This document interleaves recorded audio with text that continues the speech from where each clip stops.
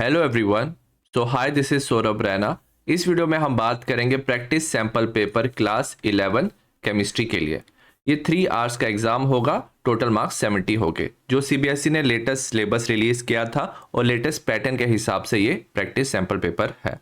Total 33 questions होंगे। Section A में 16 MCQ होंगे, 1 मार्क्स ईच। सेक्शन बी में 5 शॉर्ट आंसर टाइप क्वेश्चन है, 2 मार्क्स ईच। सेक्शन सी में 7 शॉर्ट आंसर टाइप क्वेश्चन है, 3 मार्क्स ईच। सेक्शन डी में 2 case based question है, 4 marks each. Section E में 3 लॉन्ग आंसर टाइप क्वेश्चन है, 5 marks each. All questions are compulsory. Log table और calculator allowed नहीं है। Paper solve करने से पहले मैं एक बात बताना चाहता हूँ। क्लास 11th के लिए मैंने सारे चैप्टर के इंपॉर्टेंट टॉपिक का वीडियो बनाया है। इसमें आपको सारे इंपॉर्टेंट टॉपिक मिल जाएंगे। साथ में मैंने क्विक रिवीजन का वीडियो बनाया है जो 30 से 35 मिनट्स में आप चैप्टर रिवाइज कर सकते हो और साथ में आप इंपॉर्टेंट क्वेश्चन प्रैक्टिस कर सकते हो। तो ये तीनों वीडियो का लिंक आपको डिस्क्रिप्शन और कमेंट में मिल जाएगा। इन्हें देख के जरूर जाना, आपके एग्जाम में अच्छे मार्क्स आएंगे। सबसे पहले हम बात करेंगे सेक्शन ए की। सेक्शन ए में मल्टीपल चॉइस क्वेश्चन है with 1 correct answer. Each question carry 1 marks. हर एक क्वेश्चन का 1 मार्क्स है। There is no internal choice in this section. Question number 1 है कैलकुलेट द एनर्जी रिक्वायर्ड। हमें कैलकुलेट करना है एनर्जी जो रिक्वायर्ड है फॉर द प्रोसेस। He+ से हमें He2+ बनाना है। हमें एक इलेक्ट्रॉन रिमूव करना है। हमें क्या दिया है, हिंट दिया हुआ है ionization energy of lowest state, जो ग्राउंड स्टेट होता है उसका होता है 2.18 10⁻⁻18 जूल्स पर एटम।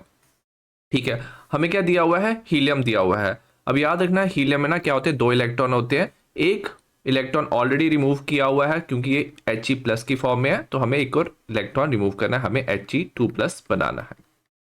ठीक है, सबसे पहले एनर्जी ऑफ इलेक्ट्रॉन की बात करेंगे। इसका फॉर्मूला होता है E = -2.18 10⁻⁻18 Z²/n² जूल्स। ठीक है, तो ये इलेक्ट्रॉन की एनर्जी होती है। अगर हम बात करें ना, Z क्या होता है, Z होता है हमारा एटॉमिक नंबर। ठीक है, Z इज एटॉमिक नंबर और ये जो N होता है ये क्या होता है, शेल होता है। ठीक है, अगर हम बात करें ना, हमारा फॉर्मूला हो जाएगा 2.18 10⁻⁻18। अगर हम बात करें हीलियम का एटॉमिक नंबर क्या होता है, 2 होता है, ये 2⁻² हो जाएगा। अगर शेल की बात करें, अब हीलियम में ना सिर्फ 2 ही इलेक्ट्रॉन होते हैं, तो ये फर्स्ट शेल में ही प्रेजेंट होते हैं, तो एन का वैल्यू क्या हो जाएगा, 1 हो जाएगा। ठीक है, तो ये हो जाएगा -2.18 10⁻⁻18 इंटू 4। इसे आप कैलकुलेट करोगे तो आएगा -8.72 10⁻⁻18 जूल्स। तो ना ये इलेक्ट्रॉन की क्या है, एनर्जी है। बट हमें क्या करना है, इलेक्ट्रॉन को रिमूव करना है, तो हमें ना ये सेम अमाउंट ऑफ एनर्जी हमें देना पड़ेगा। तो हम पॉजिटिव में एनर्जी देंगे ताकि इलेक्ट्रॉन यहां से रिमूव हो जाए। तो हमारा जो ऑप्शन नंबर जो सी है that is correct answer. Second है predict the position of an element having the electronic configuration is 1s2 2s2 2p6 3s2 3p6 3d5 4s1। हमें ना पीरियड और ग्रुप बताना है। पीरियड की बात करेंगे तो हम देखते हैं कि इसमें ना जो लास्ट शेल है वो कौन सी शेल है। अगर आप देखोगे 4s1 है, तो ये जो पीरियड होगा वो भी क्या होगा, 4 पीरियड होगा। जो हाईएस्ट नंबर होता है ना, याद रखना ये प्रिंसिपल क्वांटम नंबर का वही क्या बताता है, हमें पीरियड बताता है। अगर हम ग्रुप की बात करें, ठीक है, अगर आप लास्ट में देखोगे ना, यहाँ पे क्या है 3d5 है एंड 4s1 है। जब D और S प्रेजेंट है ना, तो आप ग्रुप कैसे पता कर सकते हो, आप पता करते हो number of electrons of D orbital. ठीक है, D के नंबर ऑफ इलेक्ट्रॉन्स को प्लस आप करते हो number of electrons of S orbital, दोनों को ऐड करते हो तो आपको ग्रुप मिल जाएगा। तो ये हो जाएगा हमारा 5 + 1, तो ग्रुप नंबर क्या हो जाएगा, 6 हो जाएगा।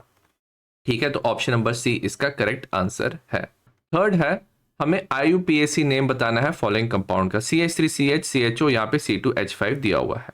इसको ना हम जो C2H5 है इसे हम ऐसे भी लिख सकते हैं जैसे CH3 CH CHO। C2H5 को हम CH2 CH3 भी लिख सकते हैं। ठीक है, अगर हम बात करें ना, सबसे पहले हम लॉन्गेस्ट चेन लेंगे और फंक्शनल ग्रुप को लोएस्ट नंबर देना है। CHO मतलब यहाँ पे एल्डिहाइड फंक्शनल ग्रुप है, इसे लोएस्ट नंबर देंगे 1 2 3 4। सेकेंड पोजीशन पे क्या है, मिथाइल है, तो हम लिखेंगे ये है 2 मिथाइल। नंबर ऑफ कार्बन 4 है तो ये ब्यूट हो जाएगा। सिंगल बॉन्ड है सब में, ये एन हो जाएगा। फर्स्ट पोजीशन पे क्या है, एल्डिहाइड है, तो ये अल हो जाएगा। तो इसका जो ऑप्शन नंबर सेकंड है that is correct answer. Fourth है when methane is burned in oxygen to produce CO2 and H2O, oxidation number of carbon changes by. ठीक है, हमने क्या लिया है, मीथेन लिया है, उसको बर्न किया है in presence of oxygen, twice of O2, result in formation of CO2 plus 2H2O। ये हमारी इक्वेशन है। तो हमें बताना कि ऑक्सीडेशन नंबर जो है वो कार्बन का कितना चेंज हो रहा है। सबसे पहले CH4 की बात करेंगे, कार्बन को X लेंगे, हाइड्रोजन को पॉजिटिव लेते हैं, +1 × 4 = 0।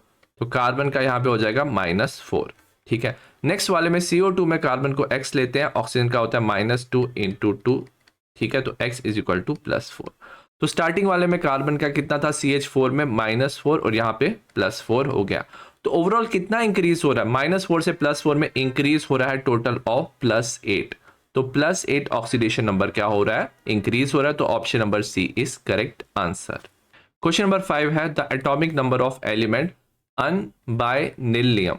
अगर 100 से ज्यादा क्या है, एटॉमिक नंबर है, तो हम ये वाला आयुपैक नेम भी यूज कर सकते हैं। ठीक है, अनबाइनिलियम का मतलब क्या, अन होता है 1, बाय का मतलब 2, नीलियम होता है 0। तो ये जो एटॉमिक नंबर हो जाएगा ये हो जाएगा 120।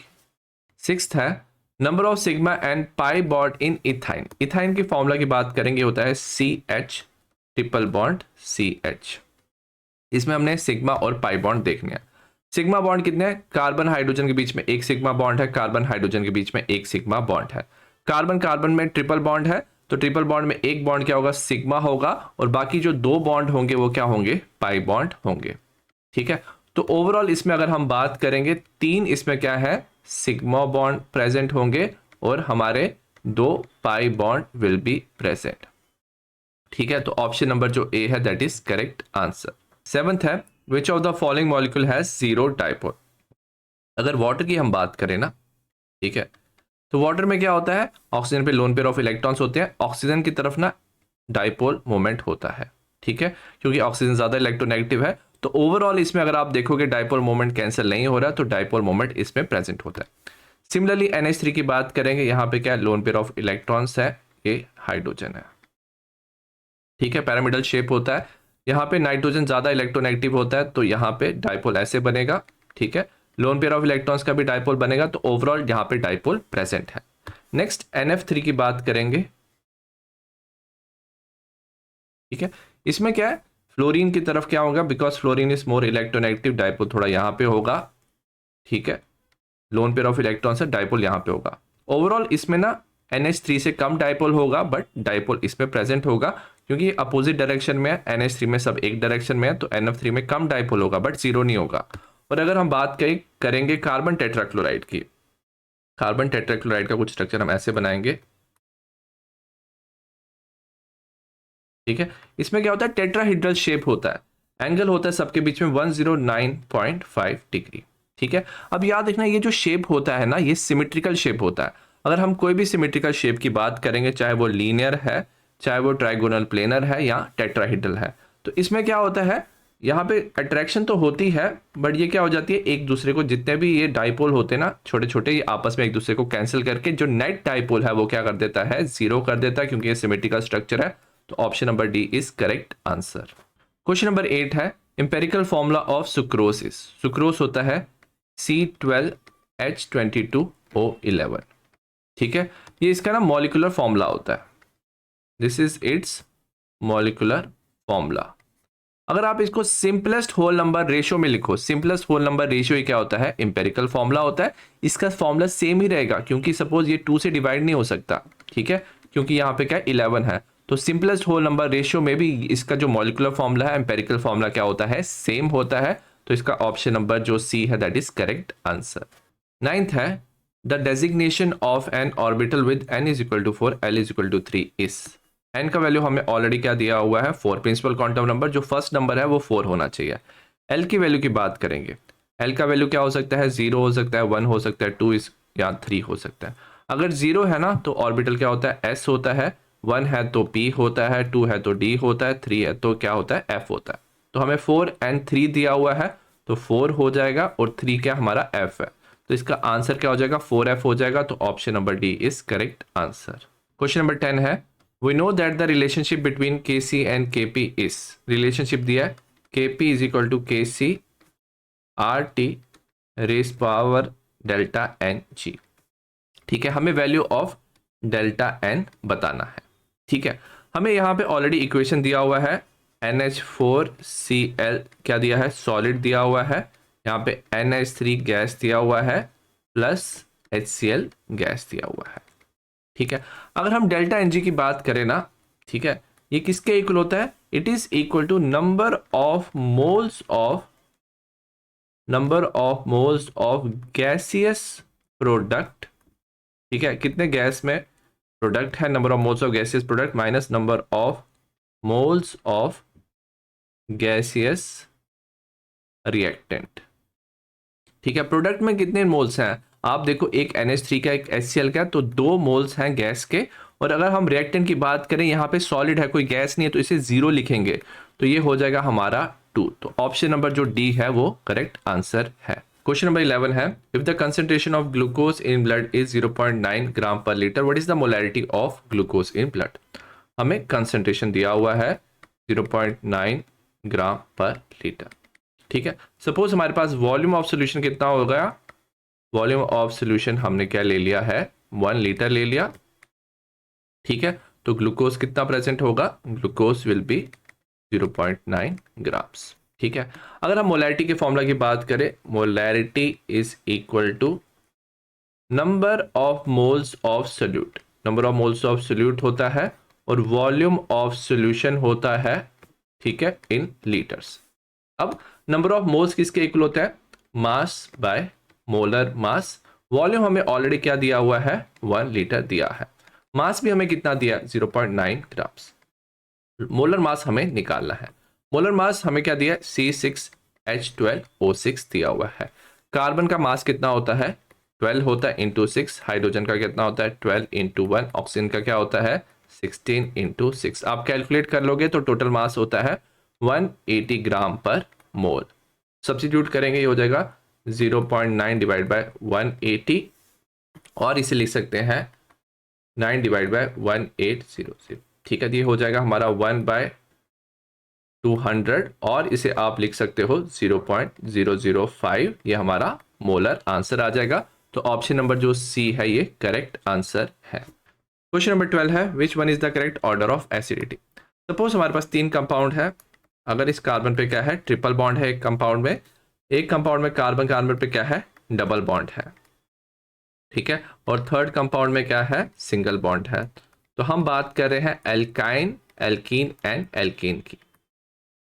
ठीक है, अब इंपॉर्टेंट चीज याद रखना, जो क्या होते हैं एल्काइंस होते हैं, इसका कार्बन क्या होता है, sp हाइब्रिडाइज होता है। ठीक है, एल्कीन्स में sp2 और एल्केन्स में sp3। अब ये जो sp वाला होता है ना कार्बन, इसमें s कैरेक्टर 50% होता है, sp2 में क्या होता है 33% होता है अराउंड, और यहाँ पे होता है 25%। अब जितना ज्यादा s कैरेक्टर होता है ना, उतना ज्यादा ना कार्बन, याद रखना, इलेक्ट्रोनेगेटिव होता है, वो इलेक्ट्रॉन को अपनी तरफ खींचता है। जितना ज्यादा इलेक्ट्रॉन को अपनी तरफ खींचता है ना, उतना ज्यादा याद रखना एसिडिक स्ट्रेंथ इंक्रीज होता है। तो अगर हमारे पास क्या sp कार्बन है, तो उसके साथ वाला हाइड्रोजन ज्यादा एसिडिक होता है as compare to sp2 and sp3। अगर आप ये चारों ऑप्शन को देखोगे ना, तो इसका बी ऑप्शन क्या है, करेक्ट है। इसमें क्या दिया हुआ है, CH दिया, CH दिया, और इसमें क्या ट्रिपल बॉन्ड है, तो इसमें 2 का हाइड्रोजन जो है वो क्या है, एसिडिक है। ठीक है, 2 हाइड्रोजन क्या एसिडिक है, क्योंकि ट्रिपल बॉन्ड से जुड़े हुए हैं। अगर आप सेकंड ऑप्शन में देखोगे, इसमें भी क्या है, 2 sp कार्बन है, बट एक इसमें क्या है, एसिडिक हाइड्रोजन है, 1 एसिडिक हाइड्रोजन प्रेजेंट है। ठीक है, वैसे अगर ऑप्शन सी देखो, पहले वाले में क्या था, 2 एसिडिक हाइड्रोजन थे, बट सेकंड वाले में इन्होंने डबल बॉन्ड दिया, उसके बाद ट्रिपल बॉन्ड दिया। ट्रिपल बॉन्ड वाला जो हाइड्रोजन होता है वो क्या होता है, ज्यादा एसिडिक होता है। तो ऑप्शन नंबर जो इसका बी है, that is correct answer. Question number 13 assertion है, combustion of 16 gram of methane gives 18 gram of water. अगर हम बात करें, मीथेन होता है CH4, कंबशन ऑक्सीजन में इसको हम बर्न करते हैं, हमारा CO2 प्लस H2O बनता है। बैलेंस करेंगे, यहाँ पे 4 हाइड्रोजन है, तो यहाँ पे 2 लगा देंगे, और यहाँ पे 2O2 लगा देंगे। अगर हम हमारे पास ना 1 मोल ऑफ क्या है, मीथेन है, तो यहाँ पे 2 मोल्स ऑफ वाटर बनेगा। ठीक है, अगर हम बात करें 16 ग्राम ऑफ मीथेन लिया, 16 ग्राम कितना होता है, हमारा 1 मोल होता है। ठीक है, अगर बात करें कार्बन का वेट होता है 12, हाइड्रोजन का 1 × 4, तो 16 ग्राम में कितना वाटर बनना चाहिए, 2 मोल्स ऑफ वाटर। वाटर का वेट कितना होता है, हाइड्रोजन का होता है 1 × 2, ऑक्सीजन का होता है 16, 18। ये 1 मोल का वेट है, 2 मोल का कितना होता है 36। ठीक है, तो अगर आप इस इक्वेशन को देखो 1 मोल में 2 मोल्स बनना चाहिए और 16 ग्राम में 36 ग्राम ऑफ वाटर बनना चाहिए। तो एजर्शन हमारा गलत है क्योंकि 16 ग्राम में यहाँ पे 18 ग्राम ऑफ वाटर दिया। रीजन दिया in the combustion of methane water is one of the main product. तो रीजन हमारा क्या है, करेक्ट है। एजर्शन हमारा क्या है, गलत है। रीजन हमारा करेक्ट है, तो option number D is correct answer. Question number 14 का एजर्शन है द गैस फेज रिएक्शन दिया PCl3 plus Cl2 result in formation of PCl5, shift to the right on increasing pressure. ठीक है, सबसे पहले हम लिख लेते हैं PCl3 गैस है, Cl2 gas, result in formation of equilibrium है PCl5 गैस।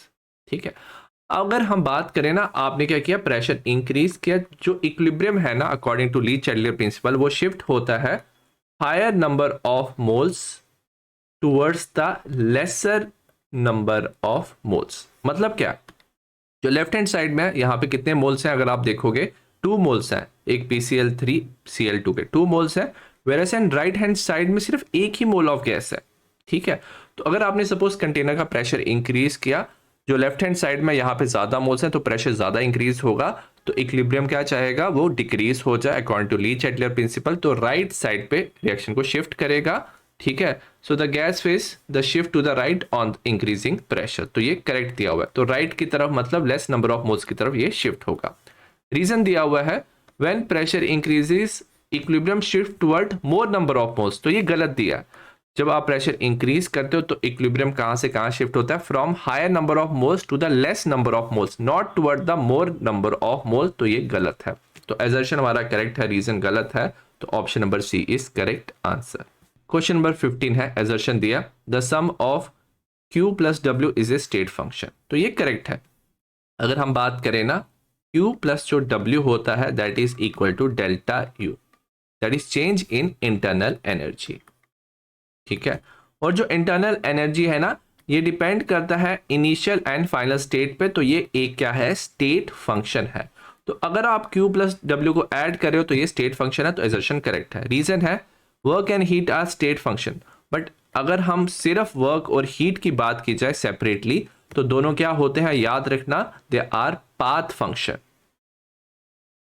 ठीक है, दे आर पाथ फंक्शन, ये डिपेंड करते हैं कि इन्होंने कौन सा पाथ लिया है, तो ये स्टेट पे डिपेंड नहीं करते, तो एजर्शन करेक्ट है। रीजन क्या है, गलत है, तो ऑप्शन नंबर इसमें क्या है, जो सी है that is correct answer. Question number 16 है, एजर्शन दिया isobutane has higher boiling point than n butane, तो ये हमें गलत दिया हुआ है। अगर एन ब्यूटेन के स्ट्रक्चर की बात करें, ये कुछ ऐसे होता है, आइसोब्यूटेन हमारा ऐसे होता है। ठीक है, तो ये क्या है, हमारा एन ब्यूटेन है और ये क्या है, आइसोब्यूटेन है। ठीक है, अब याद रखना जो आइसोब्यूटेन है इसे हम 2 मिथाइल प्रोपेन भी कहते हैं। अगर आप ना ब्रांचिंग करो, यहाँ पे क्या हो रहा है, ब्रांचिंग हो रही है। ठीक है, एन ब्यूटेन से आइसोब्यूटेन में ब्रांचिंग से याद रखना जो सरफेस एरिया होता है ना, ओवरऑल वो क्या हो रहा है, डिक्रीज हो रहा है। तो एरिया ऑफ कॉन्टैक्ट क्या होता है, कम हो रहा है, सरफेस एरिया कम हो रहा है।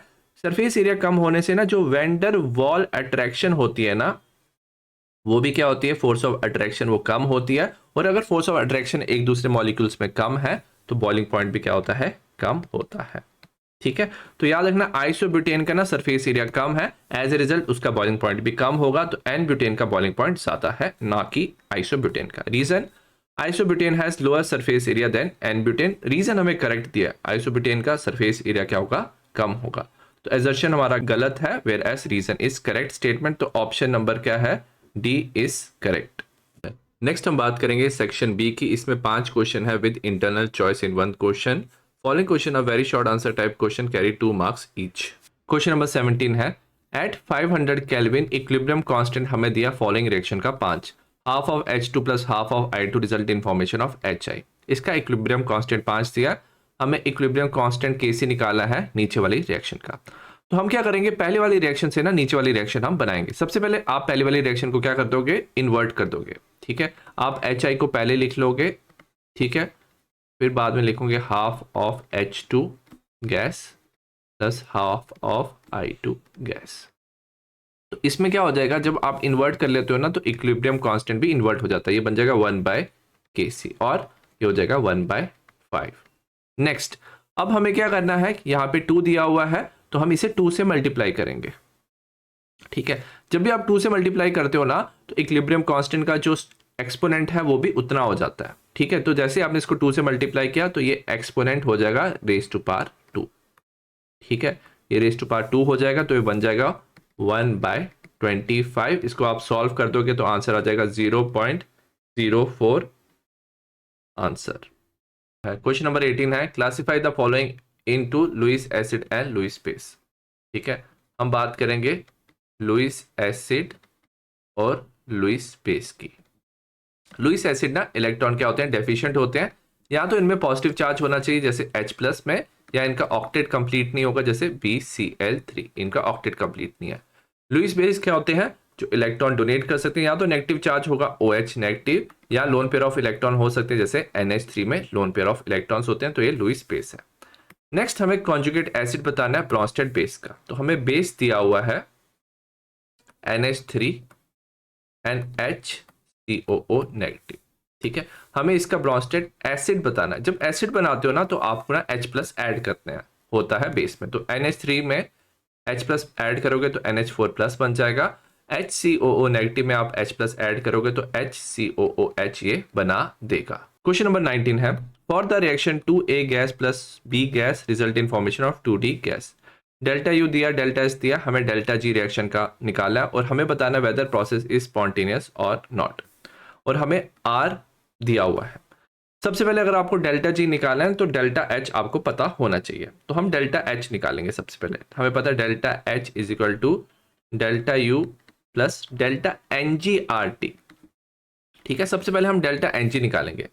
Number of moles of gaseous product, तो 2 मोल्स ऑफ डी है तो ये 2 हो जाएगा, minus number of moles of gaseous reactant, 2 mole of A है और 1 मोल ऑफ बी है तो -3 हो जाएगा, ये हो जाएगा हमारा -1। सब्स्टिट्यूट करेंगे वैल्यू, डेल्टा यू का वैल्यू दिया हुआ है -10.5, ये किलो जूल्स में दिया हुआ है। ठीक है, तो डेल्टा एन जी हो जाएगा -1। अब आर की बात करेंगे, जो आर है ये होता है 8.314 जूल्स में, बट हमें डेल्टा यू ना किलो जूल्स में दिया तो हम लिखेंगे 8.314 10⁻⁻3। ठीक है, इसे हम किलो जूल्स में ले लेंगे।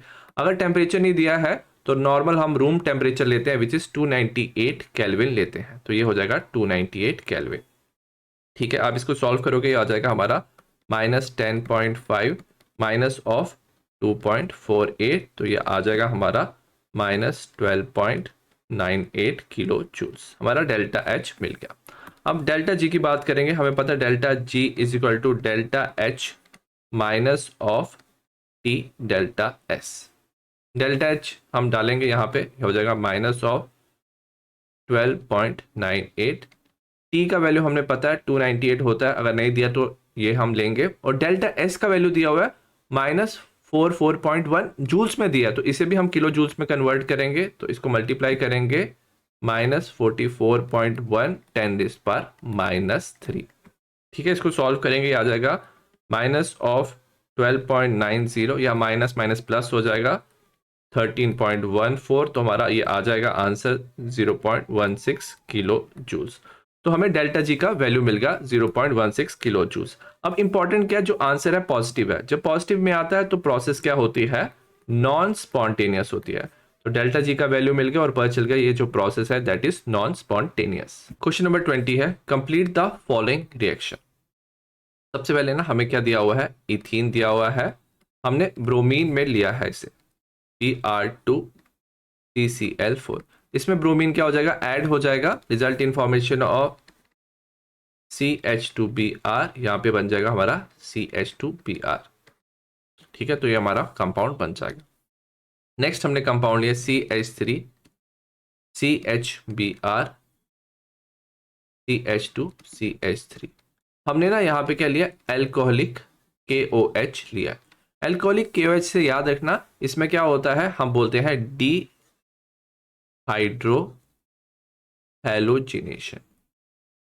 ठीक है, तो इसमें क्या होता है, बीटा पोजीशन से ना हाइड्रोजन रिमूव होता है।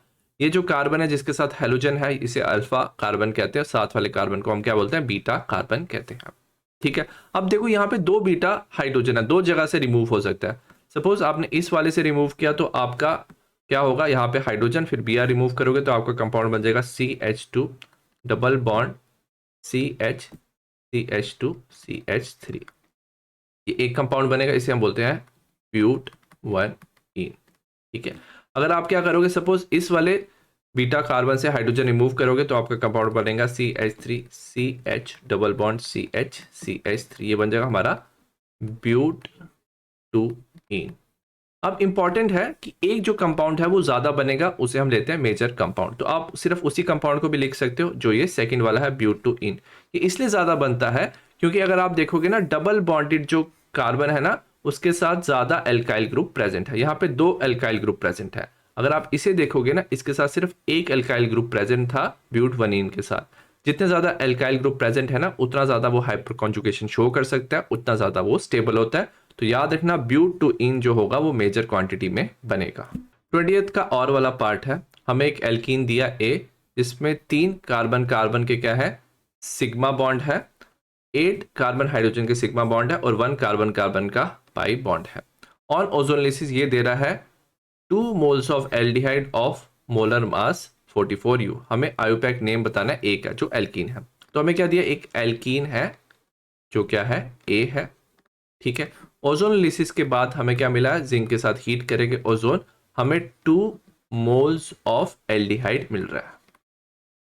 ठीक है, अब इसका मास दिया हुआ है, मोलर मास कितना दिया हुआ है 44U। हमें ना A बताना जो इनिशियल क्या है, एल्कीन है। सबसे पहले 44U वाला जो एल्डिहाइड है वो क्या होता है, CH3COOH। ये होता है हमारा इथेनॉल। ठीक है, तो ये इथेनॉल है, ये हमें 2 मोल्स मिला है। अगर आपको प्रोडक्ट पता है ना तो आप ना स्टार्टिंग वाली रिएक्शन लिख सकते हो। कैसे लिख सकते हो, सपोज आपके पास 2 मोल्स ऑफ इथेनॉल है, मैं इसको ऐसे लिख लूंगा। ठीक है, एक इथेनॉल को ऐसे लिखूंगा, दूसरे इथेनॉल को मैं ऐसे लिख देता हूं। ठीक है, अगर ओजोनलिसिस हो रही है ना तो प्रोडक्ट जो बन रहा है ना, आप क्या कर सकते हो, कार्बन के साथ जो ऑक्सीजन है ना, ऑक्सीजन को रिमूव करके इन 2 कार्बन को जोड़ के इन दोनों के बीच में क्या कर सकते हो, आप डबल बॉन्ड लिख सकते हो। ठीक है, तो आप इनिशियल अगर प्रोडक्ट चाहते हो तो आप क्या लिखोगे, यहाँ पे CH, यहाँ पे आप कार्बन का ये जो ऑक्सीजन है ना इसे क्या कर दोगे, रिमूव कर दोगे, आप दोनों कार्बन को जोड़ दोगे, C डबल बॉन्ड। ठीक है, तो ये हमारा क्या आ जाएगा, इनिशियल कंपाउंड आ जाएगा। इस कंपाउंड का आप नाम लिखोगे 1 2 3 4, तो ये हो जाएगा हमारा ब्यूट 2ene। ठीक है, अगर आप क्या करते हो, ब्यूट 2ene की आप क्या करते हो, ओजोनलिसिस करते हो तो आपका इथेनॉल बन जाता है। तो ये जो A है that is but 2ene। Question number 21 है, enthalpy of formation of CO CO2 N2O and N2O4 हमें दिया हुआ है। हमें वैल्यू ऑफ डेल्टा RH निकालना है, इंथैल्पी ऑफ द हमें रिएक्शन निकालना है। तो याद रखना जो इंथैल्पी ऑफ रिएक्शन है that is equal to enthalpy of formation of product minus enthalpy of formation of reactant. ठीक है, तो हम लिख सकते हैं इस जो ये CO2 है ये थ्राइस है, तो हम लिखेंगे thrice of enthalpy of formation of CO2 plus enthalpy of formation of N2O। ये हम क्या करेंगे, ऐड करेंगे minus of enthalpy of formation of N2O4 plus करेंगे thrice of enthalpy of formation of CO। ठीक है, वैल्यू सब्स्टिट्यूट करेंगे। सबसे पहले हमें किसका करना है, CO2 का करना है। CO2 कितना दिया, 3 into minus of 393 plus N2O कितना दिया हुआ, थर्ड नंबर पे है, ये है हमारा 81। ब्रैकेट डाल देंगे, minus of enthalpy of formation of N2O4, N2O4 last में दिया है 9.7 plus thrice of enthalpy of formation of CO, CO हमारा पहला दिया हुआ है, दिस इज -110। ठीक है, तो आप इसको सॉल्व कर लोगे तो आपका फाइनल आंसर आ जाएगा minus of 777.7 kilo joules per मोल। तो ये हमारा करेक्ट आंसर है। नेक्स्ट हम बात करेंगे सेक्शन सी की। सेक्शन सी में 7 क्वेश्चन है with internal choice in 1 question. Following questions are short answer type question carrying 3 marks each. Question number 22 है, draw the cis and trans form structure of हेक्स-2-ene which isomer will have higher boiling point and why. सबसे पहले हेक्स-2-ene हम draw करेंगे। ये होता है हमारा CH3 CH double bond CH CH2 CH2 CH3। ठीक है, ये ज्योमेट्रिकल आइसोमर्स में आते हैं, तो कार्बन पे क्या है, डबल बॉन्ड है। ठीक है, दो हम स्ट्रक्चर बनाएंगे, एक में क्या होगा, जो हाइड्रोजन होगा ना वो सेम साइड ऑफ क्या होगा, डबल बॉन्ड होगा। यहाँ पे अगर आप देखोगे एक हाइड्रोजन यहाँ पे है, एक हाइड्रोजन यहाँ पे है। अगर हम CH3 बनाए, यहाँ पे क्या हो जाएगा, CH3 एक यहाँ पे आ जाएगा, यहाँ पे क्या आ जाएगा, CH2 CH2 CH3। एक तरफ क्या होगा, दूसरे स्ट्रक्चर में एक हाइड्रोजन यहाँ पे है और दूसरा hydrogen opposite side of double bond होगा। यहाँ पे हम बना देंगे CH3 CH2 CH2 CH3। अगर आप देखोगे पहले वाले स्ट्रक्चर में हाइड्रोजन एक ही तरफ में प्रेजेंट है, तो इसे हम सिस फॉर्म कहते हैं और सेकंड वाले को हम ट्रांसफॉर्म कहेंगे। नेक्स्ट अगर हम डाइपोल की बात करें, अब यहाँ पे क्या होगा, फर्स्ट वाले की अगर बात करें तो यहाँ पे एक डाइपोल यहाँ पे बनेगा, जो CH3 है वो इलेक्ट्रॉन डोनेटिंग ग्रुप है, तो एक डाइपोल ऐसे बनेगा, एक डाइपोल ऐसे बनेगा। सेकंड वाले में एक डाइपोल ऐसे बनेगा, दूसरा डाइपोल ऐसे बनेगा। अगर आप बात करोगे ना, फर्स्ट वाले में ओवरऑल डाइपोल जो है वो क्या हो रहा है, ऐड हो रहे हैं। ट्रांसफॉर्म में ना डाइपोल अपोजिट डायरेक्शन में है, ओवरऑल कैंसिल नहीं करेंगे बट डाइपोल क्या होगा, लेस होगा। तो याद रखना जो सिस फॉर्म होती है इसमें डाइपोल ज्यादा होता है एज कंपेयर टू ट्रांसफॉर्म, क्योंकि डाइपोल की डायरेक्शन क्या होती है, यहाँ पे सेम होती है, ऐड होते हैं, वेराज ट्रांसफॉर्म में वो एक दूसरे को कैंसिल करके कम हो जाते हैं। तो सिस का डाइपोल क्या होता है, ज्यादा होता है। अब ज्यादा डाइपोल होने की वजह से इसमें क्या होता है, ये ज्यादा पोलर होता है। ठीक है, इसका नेचर क्या होता है, ज्यादा पोलर होता है, और ज्यादा पोलर होने की वजह से इसमें डाइपोल डाइपोल जो इंटरेक्शन होती है, ठीक है, इसकी डाइपोल डाइपोल इंटरेक्शन क्या होता है, ज्यादा होता है as compare to trans form. So that's why जो सिस है इसका बॉइलिंग पॉइंट क्या होता है, हायर होता है as compare to trans form. Question number 23 है, balance the following redox reaction.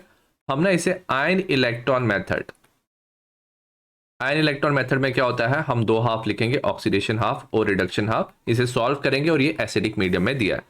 सबसे पहले हम इक्वेशन लिख लेंगे, इक्वेशन हमें दिया है MnO4 negative SO2 result in formation of Mn2 plus HSO4 negative. हम ना ऑक्सीडेशन नंबर निकालेंगे other than hydrogen and oxygen. Mn का निकालेंगे, सबसे पहले ये हो जाएगा X, ऑक्सीजन का होता है -2 × 4, ओवरऑल चार्ज यहाँ पे दिया -1 है, सॉल्व कर लेंगे, ये हो जाएगा X इज इक्वल टू +7, तो ये +7 हो जाएगा। SO2 की बात करेंगे, हो जाएगा X, ऑक्सीजन का -2 × 2 is equal to 0, so X is equal to +4, यहाँ पे आ गया ये +4 है। Mn2 प्लस में 2 प्लस डायरेक्टली लिख सकते हैं। HSO4 नेगेटिव में हम हाइड्रोजन का +1 लिखेंगे, सल्फर का X, ऑक्सीजन का -2 × 4 इज इक्वल टू -1, इसे सॉल्व कर लेंगे तो ये आ जाएगा +6। ठीक है, तो ये हो गया। अब याद रखना हम ना सबसे पहले ऑक्सीडेशन हाफ लिखेंगे। ठीक है, विल राइट ऑक्सीडेशन हाफ, जिसमें क्या हो रहा है, ऑक्सीडेशन हो रहा है और उसे हम बैलेंस करेंगे। ऑक्सीडेशन किस में हो रहा है, अगर हम बात करें SO2 में हो रहा है। SO2 किस में कन्वर्ट हो रहा है, HSO4 नेगेटिव में। सबसे पहले इसमें हम ऑक्सीजन को बैलेंस करेंगे, राइट हैंड साइड में 4 है, लेफ्ट हैंड साइड में 2 है, तो हम लेफ्ट हैंड साइड में 2 H2O ऐड करेंगे। नेक्स्ट हमें ना अब हाइड्रोजन बैलेंस करना है, एसिडिक मीडियम में हम H+ ऐड करेंगे। लेफ्ट हैंड साइड में 4 हाइड्रोजन है, राइट हैंड साइड में 1 हाइड्रोजन है, तो हम क्या करेंगे, राइट हैंड साइड में हाइड्रोजन 3 H+ ऐड करेंगे। ठीक है, हमने हाइड्रोजन ऐड कर दिया। अब नेक्स्ट क्या करना है, हमें इसको बैलेंस करना है इलेक्ट्रॉन से। अगर आप देखोगे लेफ्ट हैंड साइड पूरा न्यूट्रल है, राइट हैंड साइड में यहाँ पे हाइड्रोजन का कितना चार्ज है, 3 चार्ज है और यहाँ पे -1, ओवरऑल +2 चार्ज है। इसको बैलेंस करने के लिए हम 2 इलेक्ट्रॉन ऐड करेंगे, इलेक्ट्रॉन का नेगेटिव चार्ज होता है। तो फर्स्ट इक्वेशन हमारा बैलेंस हो गया, ये ऑक्सीडेशन हाफ है। नेक्स्ट हम ना रिडक्शन हाफ को क्या करेंगे, बैलेंस करेंगे। ठीक है, रिडक्शन हाफ में क्या हो रहा है, जो MnO4 नेगेटिव है कन्वर्ट हो रहा है Mn2+ में। सबसे पहले अगर आप देखोगे यहाँ पे ऑक्सीजन को बैलेंस करने के लिए हम 4 H2O ऐड करेंगे। ठीक है, हमने 4 H2O ऐड कर दिया। अब यहाँ पे हम हाइड्रोजन को बैलेंस करने के लिए क्या करेंगे, 8 H+ ऐड करेंगे, क्योंकि राइट हैंड साइड में 8 था तो यहाँ पे 8 H+ ऐड करेंगे। ठीक है, अब इलेक्ट्रॉन्स को बैलेंस करेंगे। अगर राइट हैंड साइड पे देखोगे ओवरऑल +2 चार्ज है, लेफ्ट हैंड साइड में यहाँ पे देखोगे +8 और -1 है तो +7, तो यहाँ पे हम 5 इलेक्ट्रॉन्स को ऐड करेंगे। अब ये बैलेंस हो गया, ठीक है। अब हम देखेंगे जो ऑक्सीडेशन हाफ है, रिडक्शन हाफ है, इसमें ना नंबर ऑफ इलेक्ट्रॉन सेम होने चाहिए। यहाँ पे 2 इलेक्ट्रॉन है, यहाँ पे 5 इलेक्ट्रॉन है, तो इसको हम क्या करेंगे, क्रॉस मल्टीप्लाई करेंगे। फर्स्ट इक्वेशन को हम 5 से मल्टीप्लाई कर देंगे, सेकेंड इक्वेशन को हम 2 से मल्टीप्लाई करेंगे और दोनों को हम क्या करेंगे, ऐड कर देंगे। जब आप ऐड करोगे दोनों इक्वेशन को तो हमारा बन जाएगा 5SO2 2MnO4 negative plus 16H plus 10H2O result in formation of 5SO4 negative twice of Mn2 plus 15H plus 8H2O। ठीक है, नेक्स्ट हमें क्या देखना है, यहाँ पे 16H प्लस है, यहाँ पे 15H प्लस है, तो हम क्या करेंगे, कैंसिल कर सकते हैं। यहाँ पे वाटर है, यहाँ पे वाटर है, कैंसिल करके हम फाइनल इक्वेशन लिख सकते हैं। फाइनल इक्वेशन हो जाएगा 5SO2 twice of MnO4। Electrons क्योंकि दोनों तरफ सेम थे वो तो हमने कैंसिल कर दिए। यहाँ पे आ जाएगा हमारा H प्लस, ठीक है, क्योंकि यहाँ पे 16 था, राइट में 15 था। यहाँ पे आ जाएगा 2H2O क्योंकि राइट हैंड साइड में कितने थे, 8 थे, कैंसिल कर दिए। ये आ जाएगा 5HSO4 negative plus 2Mn2 plus. तो ये हमारा आंसर आ जाएगा। क्वेश्चन नंबर 24 है, an organic compound contain, carbon का परसेंटेज दिया, हाइड्रोजन का दिया और रेस्ट क्या है, ऑक्सीजन है। मॉलिक्यूलर मास दिया कंपाउंड का 86, हमें मॉलिक्यूलर फॉर्मूला कंपाउंड का बताना है। कार्बन का वेट 12 है, हाइड्रोजन का 1 है, ऑक्सीजन का 16 है। सबसे पहले हम यहाँ पे लिख लेंगे, यहाँ पे कार्बन, हाइड्रोजन और ऑक्सीजन लिख लेंगे। अगर परसेंटेज की बात करें, कार्बन की परसेंटेज कितनी है, 69.77 परसेंटेज है।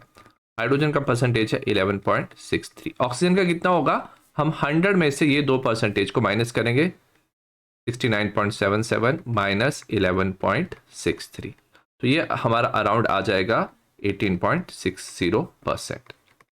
उसके बाद हम क्या करेंगे, हमें परसेंटेज पता चल गया, इसे हम ना मास में कन्वर्ट कर देंगे, मतलब ग्राम्स में कन्वर्ट कर देंगे सेम परसेंटेज को। ये हो जाएगा 69.77 ग्राम्स, ये हो जाएगा 11.63 ग्राम्स और ये हो जाएगा 18.60 ग्राम्स।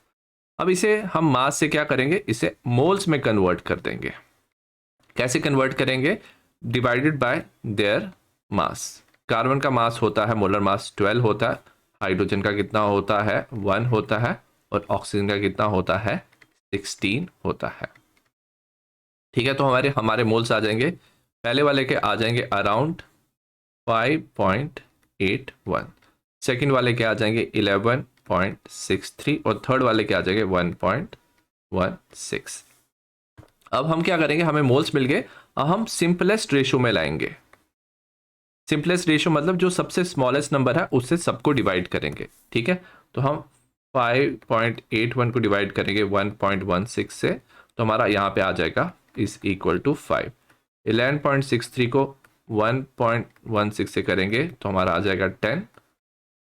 1.16 को डिवाइड करेंगे 1.16 से तो आ जाएगा 1।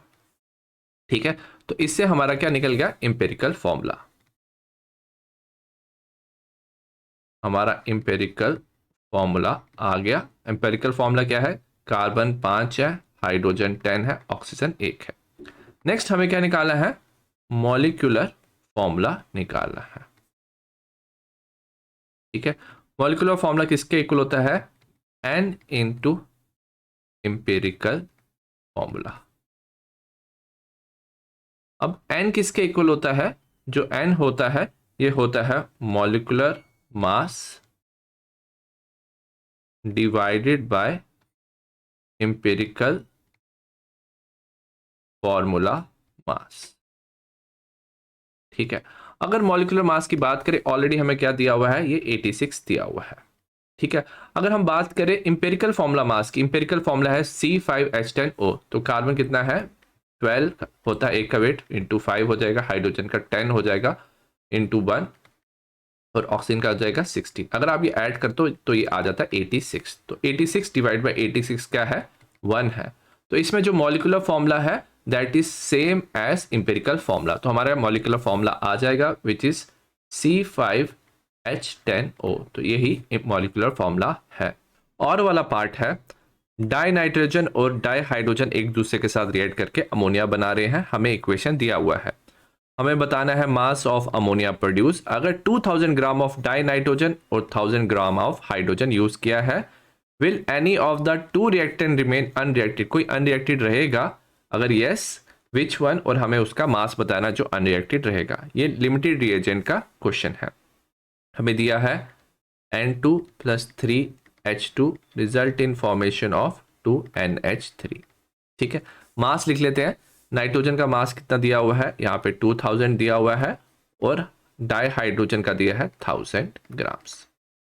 इसे हम क्या करते हैं, मोल्स में कन्वर्ट कर लेते हैं। हो जाएगा 2000 डिवाइड बाई 28। N2 का मोलर मास क्या होता है 28, और हाइड्रोजन क्या क्या होता है H2 का 2।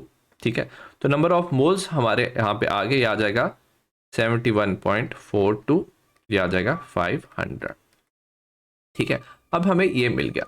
नेक्स्ट हम क्या कर सकते हैं, शॉर्टकट है एक। अगर हमें लिमिटिंग रिएजेंट फाइंड करना है ना, तो ये हम लिमिटिंग रिएजेंट फाइंड करने के लिए यूज करेंगे। हम क्या करेंगे, इसे ना स्टाइचोमेट्रिक कोफिशिएंट से डिवाइड कर देंगे। नाइट्रोजन का है 71.42 डिवाइडेड बाय 1 से करेंगे स्टाइचोमेट्रिक कोफिशिएंट, वेराज जो हाइड्रोजन है ये 500 डिवाइड बाय 3 कर देंगे, ये आ जाएगा हमारा 166.66। ठीक है, जो वैल्यू कम आ रही है विच वॉज 71.42, तो वही क्या होगा, लिमिटिंग रिएजेंट होगा। ठीक है, तो मतलब क्या है, जो N2 है वो क्या है, लिमिटिंग रिएजेंट है, तो कैलकुलेशन इसके बेसिस पे ही करेंगे हम। अब मोल्स देखेंगे। ठीक है, तो हमारा नाइट्रोजन कितना यूज होगा, 71.42 ग्राम्स।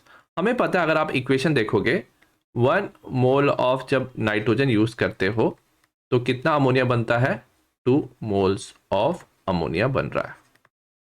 ठीक है, हमने अभी देखा हमारा नाइट्रोजन कितना यूज होगा, 71.42 ग्राम्स। मोल्स ऑफ N2 हमारा क्या हो रहा है, यूज हो रहा है। तो अमोनिया कितना बनेगा, 2 × 71.42 मोल्स। इसको मल्टीप्लाई करेंगे, हो जाएगा 142.84 मोल्स आ जाएगा। ठीक है, हमें इसको क्या करना है, ग्राफ्स में कन्वर्ट करना है। NH3 का वेट क्या होता है, 17 होता है, तो 17 से मल्टीप्लाई करेंगे तो हमारा आंसर ग्राम्स में आ जाएगा, ये आ जाएगा 2428 ग्राम्स। तो इतना हमारा अमोनिया बनेगा। नेक्स्ट हमें बताना है कौन अनरिएक्टेड रहेगा। अब ना जो डाई हाइड्रोजन है वो अनरिएक्टेड रहेगा। अब कैसे पता चलेगा कितना अनरिएक्टेड रहेगा, तो इसको हम नाइट्रोजन से ही देख सकते हैं। अगर हम 1 मोल ऑफ नाइट्रोजन यूज करते हैं तो हमें हाइड्रोजन कितना यूज करना पड़ता है, 3 मोल्स ऑफ H2। नाइट्रोजन कितना दिया है, 71.42 मोल्स, तो डाई हाइड्रोजन कितना होगा, 3 × 71.2। ठीक है, मल्टीप्लाई कर लेंगे तो ये हमारा आ जाएगा 214.26 मोल्स। तो इतना डाई हाइड्रोजन जो है वो यूज होगा। हमने लिया कितना था, 500, उसमें से यूज कितना हुआ, 214.26, ये यूज हो गया इक्वेशन के हिसाब से। तो बच कितना गया, 285.74 मोल्स ऑफ डाई हाइड्रोजन जो था वो अनरिएक्टेड रहेगा। हमें इसको ग्राम्स में निकालना है, और डाई हाइड्रोजन का वेट कितना होता है, 2 होता है, तो इसको 2 से मल्टीप्लाई करेंगे तो डाई हाइड्रोजन जो अनरिएक्टेड रहेगा वो बनेगा 571.48 ग्राम्स। तो ये हमारा आंसर होगा। क्वेश्चन नंबर 25 है, एट 473 केल्विन इक्विलिब्रियम कांस्टेंट हमें दिया डिकम्पोजिशन ऑफ फॉस्फोरस पेंटाक्लोराइड। ठीक है, इसका वैल्यू दिया 8.3 × 10⁻³ अगर डिकम्पोजिशन को दिखाया गया है PCl5 result in formation of PCl3 + Cl2। हमें डेल्टा H0 दिया हुआ है, एंथैल्पी ऑफ द रिएक्शन 124 किलोजूल्स पर मोल। सबसे पहले हमें एक्सप्रेशन शो करना है Kc for the reaction. Kc की बात करेंगे, ये होता है concentration of the product PCl3 Cl2 divided by concentration of the reactant PCl3।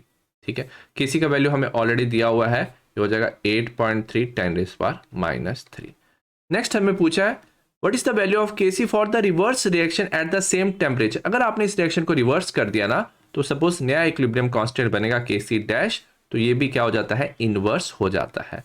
तो ये हो जाएगा 1 डिवाइडेड बाय 8.3 10⁻³ ठीक है, तो ये 1000 ऊपर चले जाएगा, ये हो जाएगा 1000 डिवाइड बाय 8.3।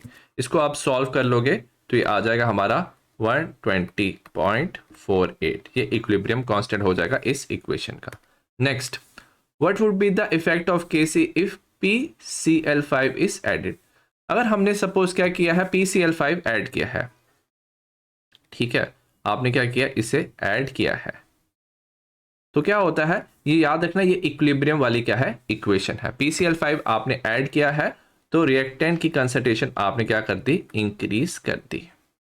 जैसे रिएक्टेंट की कंसंट्रेशन इंक्रीज करते हो ना, तो इक्विलिब्रियम उसको ना कम करने की कोशिश करेगा, वो क्या करेगा, इक्विलिब्रियम को शिफ्ट करेगा फॉरवर्ड डायरेक्शन में। तो इक्विलिब्रियम फॉरवर्ड डायरेक्शन में क्या हो जाएगा, शिफ्ट हो जाएगा, ताकि रिएक्टेंट की कंसंट्रेशन कम हो जाए according to the Le Chatelier principle. Second, अगर आपने क्या किया, प्रेशर इंक्रीज किया है, अगर आप देखोगे ना रिएक्टेंट पे नंबर ऑफ मोल्स का एक है और प्रोडक्ट में नंबर ऑफ गैसियस मोल कितने हैं, PCl3 का एक, Cl2 का 2 मोल्स है, ठीक है। तो जब आप प्रेशर इंक्रीज करते हो ना, तो क्या होता है ओवरऑल, क्योंकि एक ही कंटेनर में सारी गैसेस होती हैं, यहाँ पे क्या होगा, प्रोडक्ट की ज्यादा मोल्स है तो प्रोडक्ट में ज्यादा प्रेशर इंक्रीज होगा, ठीक है। तो जब आप प्रेशर इंक्रीज करते हो, इक्विलिब्रियम शिफ्ट होता है from higher number of moles, gaseous moles, towards the lower number. Higher number product में, लोअर नंबर क्या है, रिएक्टेंट में, जो ये रिएक्शन है ये जाएगा फिर बैकवर्ड डायरेक्शन में, ठीक है। क्योंकि क्या होगा, जो प्रोडक्ट है उसमें ज़्यादा मोल्स है, उसका ज़्यादा प्रेशर इंक्रीज होगा, तो इक्विलिब्रियम उसको कम करने के लिए बैकवर्ड डायरेक्शन में शिफ्ट करेगा। नेक्स्ट, अगर आपने क्या किया है, टेम्परेचर इंक्रीज किया, ठीक है, अगर आप देखोगे ना यहाँ पे डेल्टा H0 कितना पॉजिटिव दिया है, पॉजिटिव का मतलब क्या होता है, ये एक एंडोथर्मिक रिएक्शन है, ठीक है। एंडोथर्मिक रिएक्शन में ना हीट रिक्वायर्ड होती है रिएक्शन को करने के लिए, तो अगर आप टेम्परेचर इंक्रीज करते हो ना, तो रिएक्शन फॉरवर्ड डायरेक्शन में जाता है और जो प्रोडक्ट है उसकी कंसंट्रेशन क्या होती है, इंक्रीज होती है, तो ये फॉरवर्ड डायरेक्शन में जाएगा। क्वेश्चन नंबर 26 है, illustrate the following reaction with chemical equation Wurtz reaction. Wurtz reaction में सपोज हमने क्या लिया है, CH3Cl लिया है, मिथाइल क्लोराइड लिया, इसके हम दो मॉलिक्यूल्स लेंगे इन प्रेजेंस ऑफ सोडियम, ठीक है। अब ये जो रिएक्शन होती है ना, वुड्स रिएक्शन, ये होती है in presence of dry ether होता है। तो क्या होता है, जो CH3 है ना, हमने दो मॉलिक्यूल लिए हैं CH3Cl के, ये जो दो CH3 है आपस में कंबाइन करके बना देते हैं हमारा इथेन, ठीक है। साथ में हमारा NaCl क्या हो जाएगा, यहाँ पे रिलीज हो जाएगा। तो अगर आपने क्या लिया, एल्काइल हैलाइड लिया, तो आपको इसमें हायर एल्केन मिलता है। सेकेंड है फ्रीडल क्राफ्ट एसाइलेशन रिएक्शन। इसमें ना हम एसाइल ग्रुप ना अटैच करते हैं, एसाइल ग्रुप था RCO ग्रुप, ठीक है। जैसे एग्जांपल ले लेते हैं, हमारे पास क्या है, बेंजीन है, ठीक है। हम ले सकते हैं एसिटाइल क्लोराइड CH3COCl, इसे हम एसिटाइल क्लोराइड कहते हैं। और ये जो रिएक्शन होता है, ये होता है in presence of anhydrous AlCl3 की प्रेजेंस में। अब जो AlCl3 है ना, ये क्या होता है, लुईस एसिड होता है, तो ये Cl नेगेटिव यहां से ले लेता है, result in formation of CH3CO positive. तो ये इलेक्ट्रोफाइल की तरह काम करता है और ये बेंजीन रिंग पे अटैक करता है, result in formation of benzene के साथ COCH3 ग्रुप अटैच हो जाता है और ये हमारा कंपाउंड बन जाता है एसीटोफिनोन, ठीक है। तो अगर आपका ये वाला जो ग्रुप है RCO ग्रुप अगर बेंजीन रिंग को जुड़ रहा है, तो इसे हम फ्रीडल क्राफ्ट एसाइलेशन रिएक्शन कहते हैं। थर्ड है डी कार्बोक्सिलेशन रिएक्शन। इसमें हम क्या लेते हैं, सोडियम सॉल्ट ऑफ एसिड लेते हैं। सपोज हमने लिया है CH3COONA, ये sodium salt of ethanoic acid है और इसे हम सोडियम क्या कहते हैं, इथेनोएट कहते हैं। This is sodium ethanoate. इसे ना हम सोडा लाइम के साथ रिएक्ट करेंगे। सोडा लाइम क्या होता है, NaOH in presence of CaO। इसमें ना क्या होता है, डी कार्बोक्सिलेशन, तो यहां से ये जो CO2 ग्रुप है ना, यहां से क्या होता है, रिमूव हो जाता है, यहां पे हमारा बन जाता है CH4, ठीक है। यहां पे हमारा एल्केन बन जाता है, मीथेन बन जाएगा यहां पे, ठीक है। साथ में हमारा बन जाएगा Na2CO3। तो इस प्रोसेस को हम, इस रिएक्शन को हम डी कार्बोक्सिलेशन कहते हैं। क्वेश्चन नंबर 27 है, डिफाइन मोलैरिटी एंड मोलैरिटी। अगर मोलैरिटी की बात की जाए ना, मोलैरिटी को हम कैपिटल M से रिप्रेजेंट करते हैं, ठीक है। ये होता है number of moles of solute, number of moles of solute पर लीटर ऑफ सोल्यूशन, ठीक है, पर लीटर ऑफ सोल्यूशन। तो इसे मोलैरिटी कहते हैं, कैपिटल M से रिप्रेजेंट करते हैं। अगर नेक्स्ट हम बात करें मोलैलिटी की, इसे हम स्मॉल m से रिप्रेजेंट करते हैं। ये भी होता है number of moles of solute, number of moles of solute पर किलोग्राम ऑफ और पर केजी ऑफ सॉल्वेंट, तो इसे हम मोलैलिटी कहते हैं। सेकंड है डेंसिटी दिया है हमें 3m सॉल्यूशन ऑफ NaCl 1.25 ग्राम पर ml। हमें मोलैलिटी निकालना है, हमें मोलैलिटी दिया, मोलैलिटी निकालना है। ठीक है, हमें एटॉमिक मास Na और Cl का दिया हुआ है। अगर सबसे पहले हम बात करें मोलैलिटी की, अभी हमने बात की, ये होता है number of moles of solute, volume of the solution क्या होता है इन लीटर्स। वेरास मोलैलिटी भी number of moles of solute होता है, बट इसमें मास ऑफ क्या होता है सॉल्वेंट होता है इन केजी। ठीक है, हमें क्या दिया हुआ है 3m दिया हुआ है, 3 मोलर सोल्यूशन। अगर हमने सपोज एज्यूम किया कि नंबर ऑफ मोल्स कितने हैं 3 मोल्स है, तो वॉल्यूम ऑफ सोल्यूशन हम क्या ले सकते हैं 1 लीटर ले सकते हैं। ठीक है, तो हम बोलेंगे हमारे पास मोल्स ऑफ NaCl कितने हो जाएंगे 3 मोल्स हो जाएंगे, और वॉल्यूम कितना ले लेंगे हम, वॉल्यूम ऑफ सॉल्यूशन हम 1 लीटर ले लेंगे। 1 लीटर 1000 ml भी होता है। ठीक है, अब हमें क्या करना है मास ऑफ सॉल्वेंट निकालना है। सबसे पहले हम ना मास ऑफ सॉल्यूशन निकाल सकते हैं। कैसे निकाल सकते हैं, क्योंकि हमें डेंसिटी दिया हुआ है, तो डेंसिटी हमें पता है, density is equal to mass per unit volume.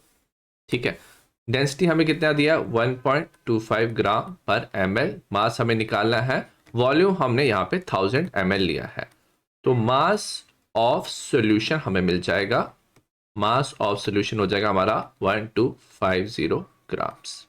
ठीक है, नेक्स्ट मास ऑफ हम सोल्यूट निकाल सकते हैं। ठीक है, सोल्यूट कितना है हमारे पास, अगर आप सोल्यूट देखोगे 3 मोल्स ऑफ हमारे पास NaCl है, हमने स्टार्टिंग में एज्यूम लिया था। ठीक है, तो 3 इंटू NaCl का हो जाएगा 58.5। आप क्या कर सकते हो 23 प्लस 35.5, ये हो जाएगा 58.5। नेक्स्ट हम क्या करेंगे, इसे मल्टीप्लाई करेंगे तो आ जाएगा 175.5 ग्राम्स। ठीक है, ये आ गया। अब हम क्या करेंगे मास ऑफ हमें सॉल्वेंट निकालना है, तो मास ऑफ सॉल्वेंट क्या होता है mass of solution minus mass of solute. ठीक है, सॉल्यूशन हो जाएगा 1250 माइनस ऑफ, अगर हम करें ये हो जाएगा 175.5, तो ये हमारा आ जाएगा 1074.5 ग्राम्स। हम इसे केजी में कन्वर्ट कर लेते हैं, हो जाएगा 1.745 केजी। लास्ट में हमें मोलैलिटी निकालना है। अगर मोलैलिटी की बात करें, number of moles of solute हमने कितना लिया था 3 लिया था, मास कितना हो जाएगा हम करेंगे 3 डिवाइड बाय 1.074। ठीक है, तो हम इसे कैलकुलेट कर लेंगे, आ जाएगा 2.79 मोलैलिटी, तो ये आंसर होगा। क्वेश्चन नंबर 28 है what is the wavelength of light emitted when the electron in hydrogen atom undergo transmission from an energy level n is equal to 4 to n is equal to 2। तो हमें पता है जो wave number होता है that is 1 by lambda is equal to r 1 by n1 square divide by n2 square. ठीक है, अब जो n1 होता है ये क्या होता है हमारा इनिशियल शेल होता है, और ये n2 क्या होगा हमारा फाइनल शेल होगा। ठीक है, तो हमें क्या निकालना है इसमें वेवलेंथ निकालना है। सब्स्टिट्यूट करेंगे वैल्यू, r का वैल्यू होता है 109,677। 1 बाय n1 का स्क्वायर क्या हो जाएगा, ये हो जाएगा 2 का स्क्वायर, ये हो जाएगा 4 का स्क्वायर। ठीक है, इसे सॉल्व करेंगे, ये हो जाएगा 109,677 1 बाय 4 माइनस 1 बाय 16। ठीक है, तो यहाँ पे क्या हो जाएगा 16 यहाँ पे जाएगा, 4 यहाँ पे जाएगा, इसको हम कॉमन ले लेंगे, तो ले लेंगे 16, ये हो जाएगा हमारा 4 माइनस 1। ठीक है, इसे लिख लेंगे 109,677 3 डिवाइड बाय 16। ठीक है, इसे आप सॉल्व कर लोगे तो हमारा ये आ जाएगा 20,564.4 पर सेंटीमीटर। ठीक है, तो ये 1 बाय लैम्डा आ गया, हमें लैम्डा निकालना है, लैम्डा हो जाएगा 1 बाय 20,564.4। इसे सॉल्व कर लोगे तो हमारा वैल्यू आ जाएगा, ठीक है, 486 into 10 rays power minus 7 centimetre. इसे हम मीटर में कर लेंगे 486 10⁻⁹ मीटर्स। 10⁻⁹ मीटर्स क्या होता है, नैनोमीटर होता है, तो आंसर आ जाएगा 486 नैनोमीटर्स। तो ये हमारा आंसर है। नेक्स्ट है section D. Following questions are case based question, each question has internal choice carrying 4 marks each. Read the passage carefully and answer the question that follows. Question number 29 है, read the passage given below and answer the question that follows. अगर हम आर्गेनियस concept की बात करेंगे, जो acid होता है वो H+ देता है, बेस OH नेगेटिव देता है। ब्रॉन्स्टेड लोरी एसिड बेस क्या होता है, जो एसिड होता है वो प्रोटॉन डोनर होता है और जो बेस है प्रोटॉन एक्सेप्टर होता है। और अगर ब्रॉन्स्टेड लोरी एसिड बेस के साथ रिएक्ट करता है तो वो कॉन्जुगेट एसिड बेस का पेयर देता है। जो कॉन्जुगेट एसिड बेस पेयर होता है उसमें डिफरेंस क्या होता है, प्रोटॉन का होता है। The strength of acid and base can be measured. अगर आप एसिड और बेस की स्ट्रेंथ मेजर करना चाहते हो तो आप डिसोसिएशन कांस्टेंट Ka ले सकते हो या pKa ले सकते हो, और बेस के लिए Kb और pKb ले सकते हो। Ka का वैल्यू अगर ज़्यादा है, pKa का वैल्यू अगर कम है तो एसिडिक स्ट्रेंथ ज़्यादा है। लार्जर वैल्यू ऑफ Kb या लोअर वैल्यू ऑफ pKb तो जो स्ट्रॉन्गर बेस होगा। pH find vital role in cosmetic. तो pH का ना काफ़ी इंपॉर्टेंट रोल होता है कॉस्मेटिक फॉर्मूलास में। बफर सोल्यूशन जो है वो ब्लड बैंक में यूज होते हैं। क्वेश्चन नंबर ए है, right the conjugate acid base pair of the following. हमें NH3 है और ये दिया HSO4 नेगेटिव। ठीक है, सबसे पहले क्या दिया, NH3 दिया। इसका अगर कॉन्जुगेट एसिड की बात करेंगे ना, इसका जो एसिड होगा उसमें H+ आपको ऐड करना है, तो इसका कॉन्जुगेट एसिड हो जाएगा NH4+। अगर आपको इसमें कॉन्जुगेट बेस बनाना है तो हाइड्रोजन रिमूव करोगे तो हो जाएगा NH2 नेगेटिव। तो इसका कॉन्जुगेट एसिड बेस पेयर हो गया। सिमिलरली हमें क्या दिया, HSO4 नेगेटिव दिया है। इसका कॉन्जुगेट एसिड में आप हाइड्रोजन ऐड करोगे हो जाएगा H2SO4, और कॉन्जुगेट बेस में हाइड्रोजन रिमूव करोगे होगा SO4 नेगेटिव। बी पार्ट है, what are buffer solution. Buffer solution क्या होता है, अभी एक ऐसा सोल्यूशन होता है जो रेजिस्ट करता है, क्या रेजिस्ट करता है, pH चेंज। अगर आपने क्या ऐड किया, सपोज आपने ऐड किया है एसिड और बेस, एसिड या बेस ऐड किया, या आपने क्या किया, डाइल्यूशन किया है, तो ये जो सोल्यूशन है pH को चेंज नहीं होने देता। तो इस सोल्यूशन को हम क्या कहते हैं, we call this solution as buffer solution. और बफर सोल्यूशन दो तरह के हो सकते हैं, एसिडिक या बेसिक बफर। सी है, what are Lewis acid and Lewis base. अगर हम बात करें लुईस एसिड की, जो लुईस एसिड होते हैं ना, ये क्या होते हैं, इलेक्ट्रॉन पेयर एक्सेप्टर। ये ना इलेक्ट्रॉन डेफिशिएंट होते हैं, तो ये इलेक्ट्रॉन पेयर क्या कर सकते हैं, एक्सेप्ट कर सकते हैं, इसे लुईस एसिड कहते हैं। नेक्स्ट है लुईस बेस। ठीक है, जो लुईस बेस होते हैं ना, ये क्या होते हैं, इलेक्ट्रॉन पेयर डोनर होते हैं। ठीक है, तो ये इलेक्ट्रॉन पेयर को क्या कर सकते हैं, डोनेट कर सकते हैं, तो ये इलेक्ट्रॉन रिच होते हैं। हमें दिया which of the following are Lewis acid and base. Lewis acid and base में हम डिफरेंशिएट करेंगे। सबसे पहले NH3 में ना लोन पेयर ऑफ इलेक्ट्रॉन्स है, ये इलेक्ट्रॉन्स दे सकता है, तो NH3 लुईस बेस है। ठीक है, BF3 याद रखना इलेक्ट्रॉन डेफिशिएंट है, इसका ऑक्टेट कंप्लीट नहीं है, तो इलेक्ट्रॉन पेयर एक्सेप्ट करेगा, तो ये BF3 लुईस एसिड में आता है।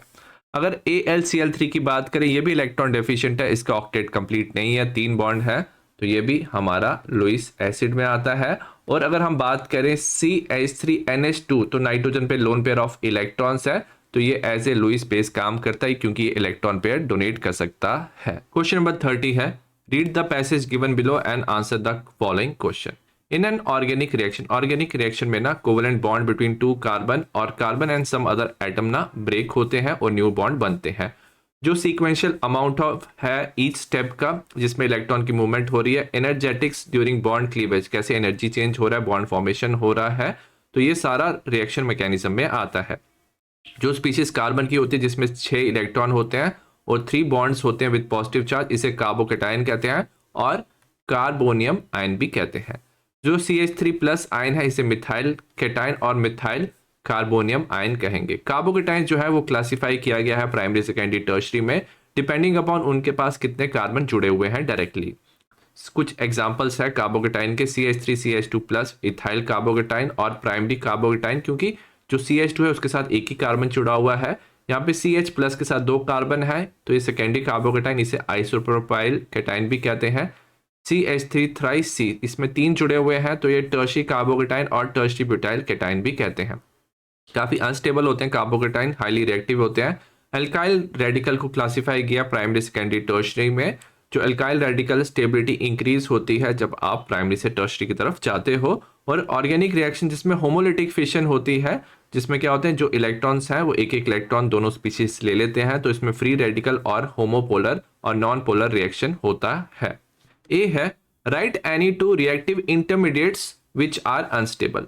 रिएक्शन के बीच में ना 3 तरह के इंटरमीडिएट्स बन सकते हैं। एक अगर हम बात करें क्या बनता है, कार्बोकेटाइन बन सकता है, ठीक है, कार्ब एनाइन बन सकता है और साथ में फ्री रेडिकल, ठीक है। तो आप कोई भी 2 लिख सकते हो, मैंने तीनों लिख दिए।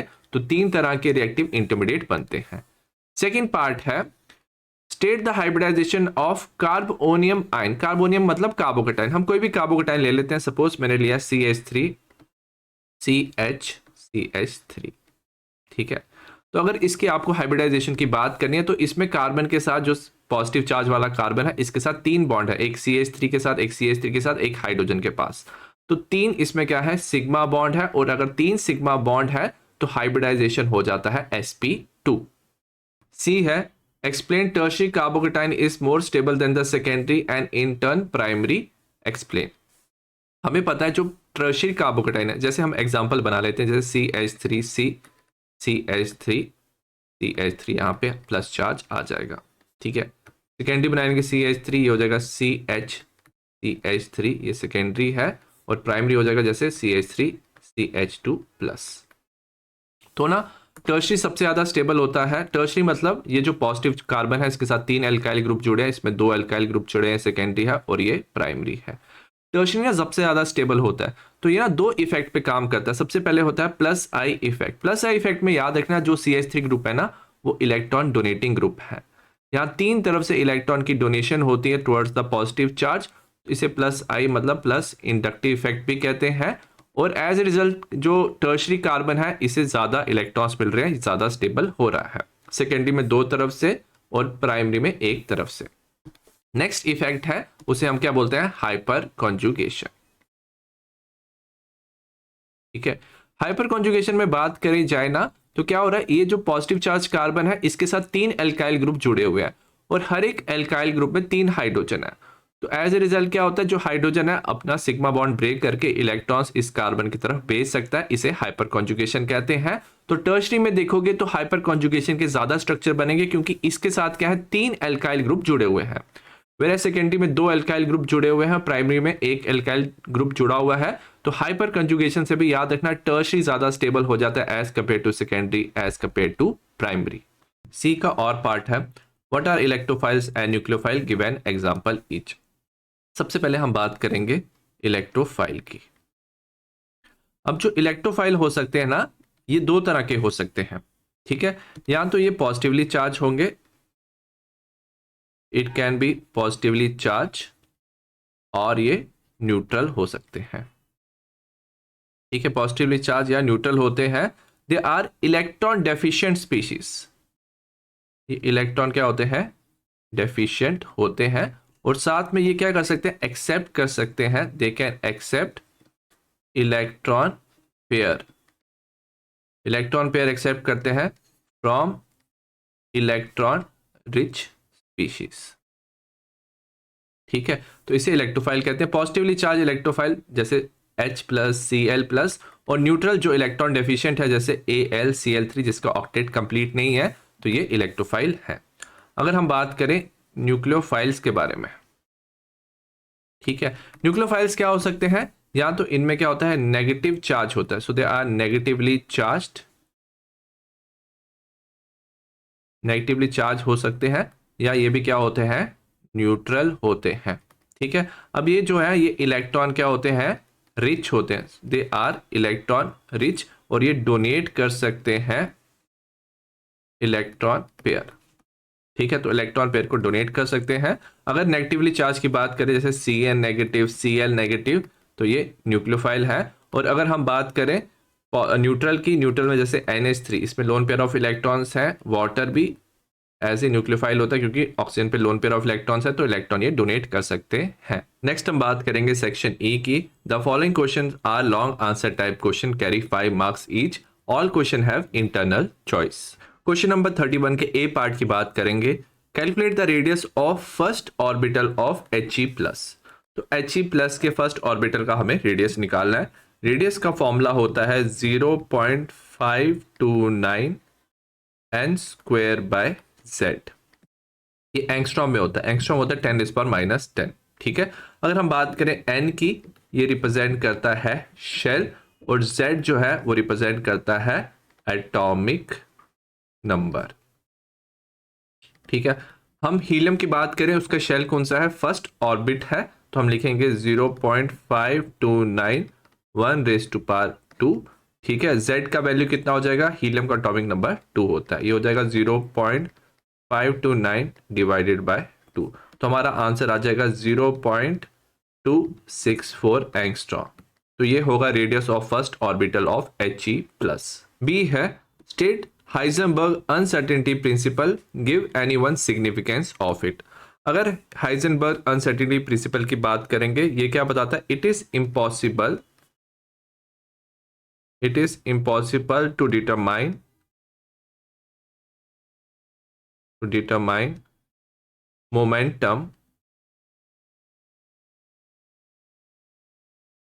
momentum and position of moving subatomic particle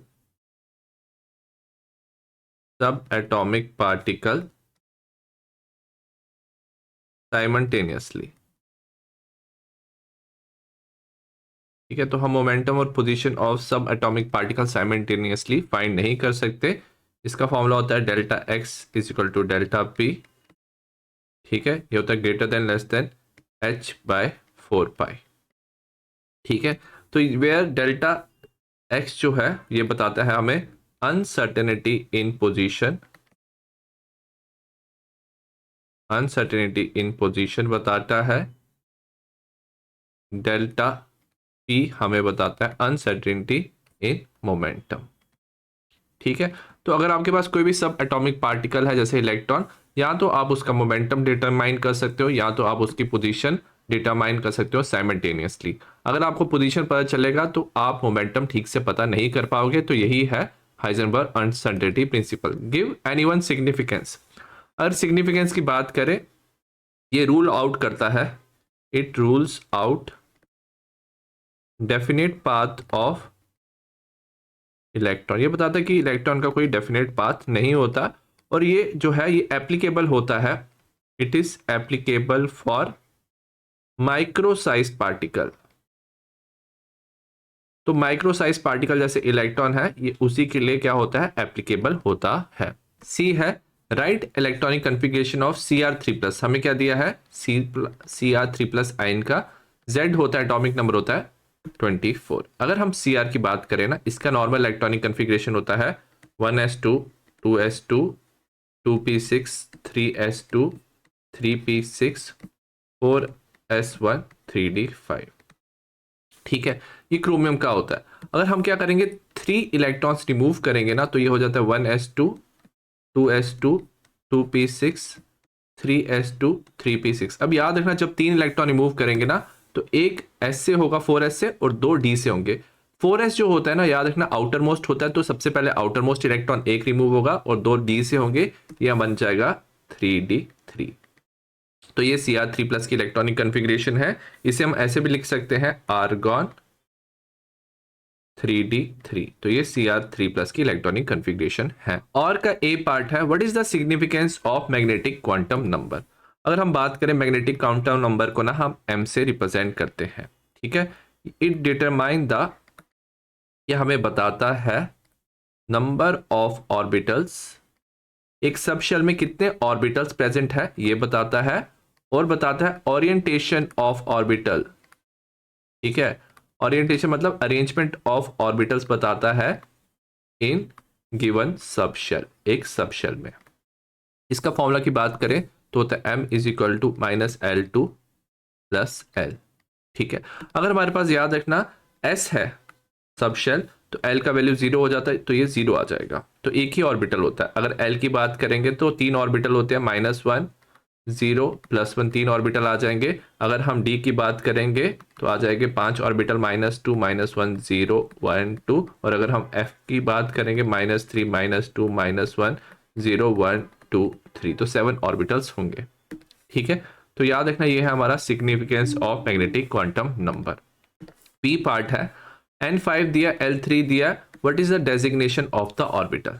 ठीक है, अगर हम बात करें n का वैल्यू 5 है, डायरेक्टली हम 5 लिखेंगे, L का वैल्यू 3 दिया हुआ है। ठीक है, अब याद रखना जब 0 होता है ना L का वैल्यू, तो ये S रिप्रेजेंट करता है 1, P रिप्रेजेंट करता है 2, रिप्रेजेंट करता है D, और 3 रिप्रेजेंट करता है F।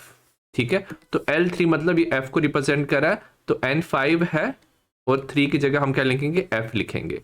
तो ये जो आंसर होगा ये होगा 5f ऑर्बिटल, जो N5 है और L3 रिप्रेजेंट करता है। C है स्टेट अ बोस प्रिंसिपल। ये बताता है जो इलेक्ट्रॉन फिल होते हैं ना atomic orbital of the lowest energy level, lowest energy level before occupying higher level.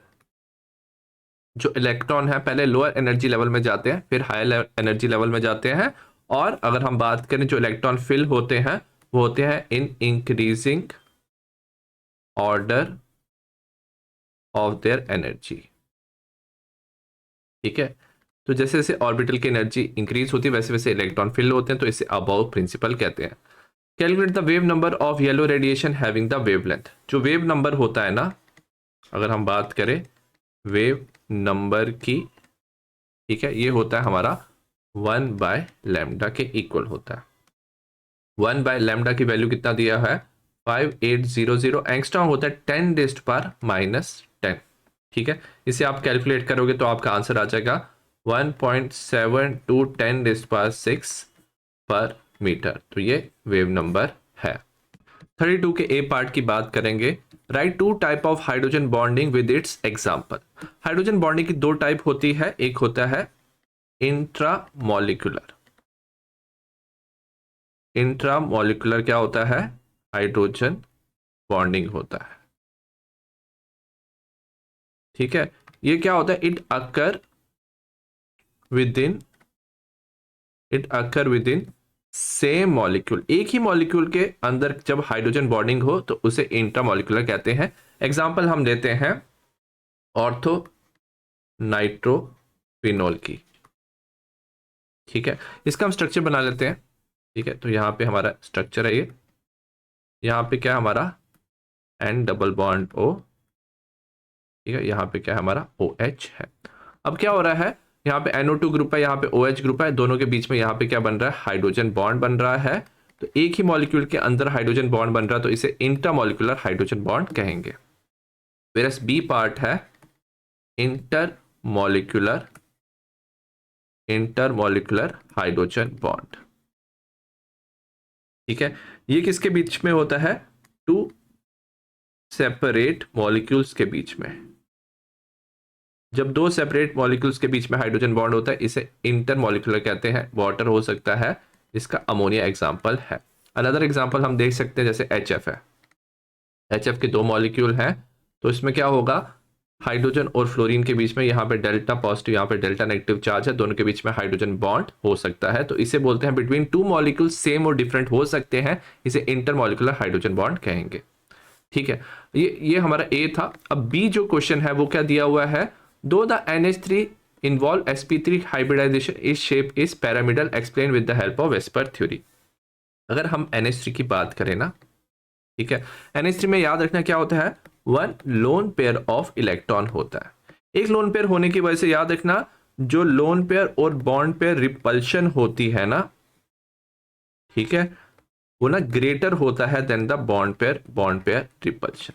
As a result क्या होता है, जो NH3 है अगर इसके स्ट्रक्चर की बात करेंगे तो ज्यादा रिपल्शन होने की वजह से जो इसका बॉन्ड एंगल है वैसे sp3 में बॉन्ड एंगल होना चाहिए था टेट्राहीड्रल में 109.5, but bond pair lone pair repulsion की वजह से बॉन्ड एंगल हो जाता है 107, और जो शेप बनती है इसे हम पैरामिडल शेप कहते हैं। सी पार्ट है, axial bonds in PCl5 are slightly elongated than the equatorial bond. अगर PCl5 की बात करें, 3 बॉन्ड ना एक ही प्लेन में होते हैं, ठीक है, और ये एंगल कितना होता है 120 का एंगल होता है। तो इन बॉन्ड्स को हम क्या बोलते हैं, इक्वेटोरियल बॉन्ड्स कहते हैं। और 2 bond above and below the plane होते हैं और इनका एंगल होता है 90, ठीक है, और इन्हें हम क्या बोलते हैं, एक्सियल बॉन्ड कहते हैं। अब जो एक्सियल बॉन्ड है ना, उनको 3 तरफ से रिपल्शन होती है, वेरस इक्वेटोरियल को 2 तरफ से रिपल्शन होती है, ठीक है। सो एज ए रिजल्ट जो एक्सियल बॉन्ड होते हैं ना, दे एक्सियल बॉन्ड पर जो है दे सफर मोर रिपल्शन, दे सफर मोर रिपल्शन देन इक्वेटोरियल पेयर। और ज्यादा रिपल्शन होने की वजह से बॉन्ड लेंथ क्या हो जाती है, इंक्रीज हो जाती है। सो दैट्स व्हाई एक्सियल की बॉन्ड लेंथ इक्वेटोरियल से ज्यादा होती है। और का ए पार्ट की बात करेंगे, compare the relative stability of O2 O2 plus O2 negative in terms of molecular orbital theory, ठीक है। अब याद रखना according to molecular orbital theory, जिसका बॉन्ड ऑर्डर ज्यादा होता है ना, उसकी स्टेबिलिटी भी क्या होती है, ज्यादा होती है। उसके लिए हम इलेक्ट्रॉनिक कन्फिग्रेशन लिखेंगे, सबसे पहले ऑक्सीजन का, ठीक है। याद रखना इसमें क्या आता है, सबसे पहले आता है सिग्मा 1s आता है, सिग्मा स्टार 1s आता है, सिग्मा 2s आता है, सिग्मा स्टार 2s आता है, फिर आता है सिग्मा 2pz, फिर आता है पाई 2px इक्वल्स पाई 2py, नेक्स्ट आता है pi star 2px equals pi star 2py। Next 16 electron से तो कैसे फिल करेंगे, पहले मैं 1 2 3 4 5 6 7 8 9 10 11 12 13 14, ठीक है, फिर आ जाएगा 15 एंड 16, ठीक है। तो इलेक्ट्रॉन हम ऐसे 16 इलेक्ट्रॉन हमने फिल कर दिए। अब ऑक्सीजन का बॉन्ड ऑर्डर की बात करेंगे, तो बॉन्ड ऑर्डर ऑफ ऑक्सीजन कैसे निकालेंगे, half of bonding electrons minus anti bonding. अगर हम बॉन्डिंग इलेक्ट्रॉन्स की बात करेंगे 1 2 3 4 5 6 7 8 9 10 10 है, और एंटी बॉन्डिंग 1 2 3 4 5 6 है, ठीक है। तो 4/2 ये 2 हो जाएगा। अगर हम बात करें ऑक्सीजन प्लस की, ठीक है, ऑक्सीजन प्लस में क्या हो जाएगा, जो यहाँ पे पाई स्टार 2py है, इसमें से एक इलेक्ट्रॉन हम रिमूव कर देंगे, तो ये बॉन्ड ऑर्डर हो जाएगा हाफ ऑफ बॉन्डिंग तो 10 ही रहेंगे, एंटी बॉन्डिंग से एक इलेक्ट्रॉन रिमूव कर दिया 5, तो 5/2 हो जाएगा 2.5। और ऑक्सीजन नेगेटिव की बात करें तो क्या हो जाएगा, ये पाई स्टार 2px में एक इलेक्ट्रॉन आप एक्स्ट्रा ऐड कर दोगे, पाई स्टार 2px 2 हो जाएगा, क्योंकि एक इलेक्ट्रॉन ऐड किया है, माइनस है ये, तो ये हाफ हो जाएगा माइनस ऑफ 7, ठीक है, 3/2 1.5 हो जाएगा, ठीक है। तो एज ए रिजल्ट क्या होगा, बॉन्ड ऑर्डर सबसे ज्यादा किसका, O2 प्लस का, तो O2 प्लस का सबसे ज्यादा हो जाएगा, उससे कम किसका है, O2 का है, और सबसे कम हो जाएगा O2 नेगेटिव का। तो ये हमारा हो जाएगा increasing order of stability on the basis of bond order. Next है difference between sigma and pi bond. अगर हम बात करें सिग्मा बॉन्ड की, और हमें डिफरेंस किसका देना है, पाई बॉन्ड का, ठीक है। सिग्मा और पाई बॉन्ड का हमें डिफरेंस बताना है। जो सिग्मा बॉन्ड होता है ना, इसमें याद रखना एंड टू एंड ओवरलैप होता है, एंड टू एंड ओवरलैप होता है, वेयर एज जो पाई बॉन्ड होता है इसमें लेटरल साइड वाइज क्या होता है, ओवरलैप होता है, ठीक है। अब जो सिग्मा बॉन्ड है इसमें ओवरलैप किस किस का हो सकता है, एस एस ऑर्बिटल का होता है, एस पी का हो सकता है, और पी पी ऑर्बिटल का ओवरलैप हो सकता है। वेरा जो पाई बॉन्ड है इसमें सिर्फ ओवरलैप हो सकता है पी पी ऑर्बिटल का, ठीक है, साइड वाइज ओवरलैप। अब ये जो सिग्मा बॉन्ड होता है ये क्या होता है, एक स्ट्रॉन्ग बॉन्ड होता है, ये पहले बनता है, स्ट्रॉन्ग बॉन्ड होता है, वेरस पाई बॉन्ड जो होता है ये एक वीक बॉन्ड होता है। सिग्मा बॉन्ड जो होता है इसमें ना फ्री रोटेशन होती है, अगर कार्बन कार्बन में सिग्मा बॉन्ड है वो इजीली रोटेट करके डिफरेंट कन्फॉर्मेशन बना सकते हैं, वेरस पाई जो बॉन्ड है इसकी जो रोटेशन होती है वो क्या होती है, रिस्ट्रिक्टेड, ठीक है। रिस्ट्रिक्टेड होने की वजह से ये ज्योमेट्रिकल आइसोमर्स बनाते हैं। क्वेश्चन नंबर 33 है, जो इथाइन है red hot iron tube at 873 kelvin में एक्स देता है, एक्स जब CH3COCl के साथ रिएक्ट करता है in presence of anhydrous AlCl3 तो y देता है, हमें x and y बताना है। सबसे पहले याद रखना जो इथाइन होता है ना, ठीक है, ये होता है C2H2। इसके हम 3 मॉलिक्यूल्स लेंगे और इसे हम डालेंगे रेड हॉट आयरन ट्यूब में, रेड हॉट आयरन ट्यूब में, और टेम्परेचर हम रखेंगे 873 केल्विन। जब आप इतना टेम्परेचर रखते हो ना, रिजल्ट इन फॉर्मेशन ऑफ इसमें बेंजीन बन जाता है। नेक्स्ट हमने क्या लिया, उस बेंजीन को लिया और हमने इसे रिएक्ट किया CH3COCl in presence of anhydrous, हमने एनहाइड्रस AlCl3 लिया। अब ये जो AlCl3 है ना, ये याद रखना क्या है, लुइस एसिड है, ये यहाँ से Cl नेगेटिव ले लेगा, यहाँ पे CH3CO प्लस आ जाएगा, ये इलेक्ट्रोफाइल की तरह काम करेगा, CH3CO प्लस बेंजीन में ये जुड़ जाएगा, result in formation of C double bond O CH3। तो पहला X हमें बेंजीन मिला और सेकंड कंपाउंड जो मिला इसे हम बोलते हैं एसीटोफिनॉल। और ये जो सेकंड वाली रिएक्शन है इसे हम क्या बोलते हैं, फ्रीडल क्राफ्ट एसाइलेशन रिएक्शन कहते हैं। बी है explain Markovnikov rule with an example. हम ना इसमें क्या करेंगे, एडिशन ऑफ हम क्या करेंगे, HX करेंगे एल्कीन में, उसी एग्जांपल को लेंगे। ठीक है, तो ड्यूरिंग हाइड्रो हेलोजिनेशन हम हाइड्रोजन और हेलोजन क्या कर रहे हैं, ऐड कर रहे हैं ऑफ एल्कीन। ठीक है, तो जो नेगेटिव पार्ट है, negative part of addendum, addendum मतलब जो मॉलिक्यूल हम ऐड करें, इसमें हम क्या ऐड करें, HX ऐड कर रहे हैं। इस एडिड टू जो नेगेटिव पार्ट है इसका वो ऐड होता है to carbon having least number of hydrogen. ठीक है, जैसे हमने क्या ले लिया, हमने प्रोपीन ले लिया CH3CH डबल बॉन्ड CH2। ठीक है, इसमें हम क्या किए, HBr हमने ऐड किया।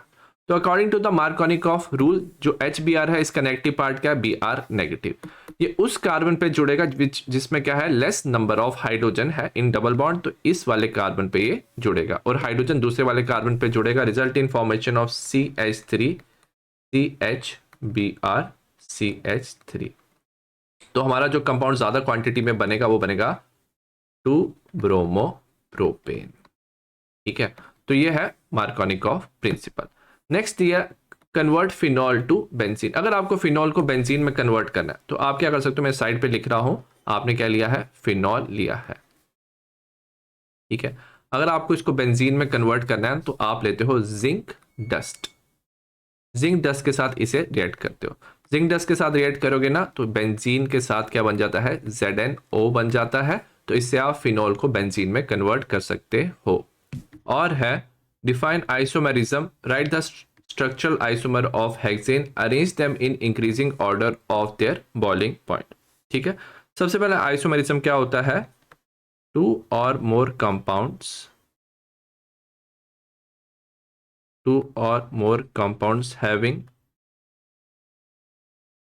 Same chemical formula, having same chemical formula but possesses different structural formula। Chemical formula same है बट डिफरेंट क्या है, स्ट्रक्चरल फॉर्मूला है एंड डिफरेंट प्रॉपर्टीज। ठीक है, डिफरेंट प्रॉपर्टीज है, तो इसे हम आइसोमर्स कहते हैं। हमें हेक्सेन का बनाना है, नॉर्मली हम हेक्सेन को ऐसे बना सकते हैं 1 2 3 4 5, 1 2 3 4 5 6। ठीक है, तो ये हमारा क्या है, हेक्सेन का स्ट्रक्चर है। ठीक है, हमें इसके आइसोमर्स बनाने हैं, जितने भी आइसोमर बनेंगे स्ट्रक्चरल आइसोमर बनेंगे, और हमें अरेंज करना है increasing order of boiling point. याद रखना बॉइलिंग पॉइंट जो होता है that is inversely proportional to branching. Branching जितना ज्यादा होता है सरफेस एरिया डिक्रीज होता है, और सरफेस एरिया डिक्रीज होने से बॉइलिंग पॉइंट भी डिक्रीज होता है। तो पहला हेक्सेन है, नेक्स्ट हम बनाएंगे 1 2 3 4। ठीक है, ये जो कंपाउंड है ये हमारा बन जाएगा 2 मिथाइल पेंटेन, ये हमारा सेकेंड कंपाउंड है। ठीक है, मिथाइल की पोजीशन चेंज कर सकते हैं। ठीक है, थर्ड पे हम ले आए, थर्ड कार्बन पे हमने ले आए पोजीशन, तो ये हो जाएगा हमारा 3 मिथाइल पेंटेन। ये थर्ड आइसोमर है। फोर्थ हमारा हो जाएगा, हम कुछ ऐसे लेंगे, ठीक है, यहाँ पे हम ब्रांचिंग कर देंगे दोनों तरफ, ठीक है।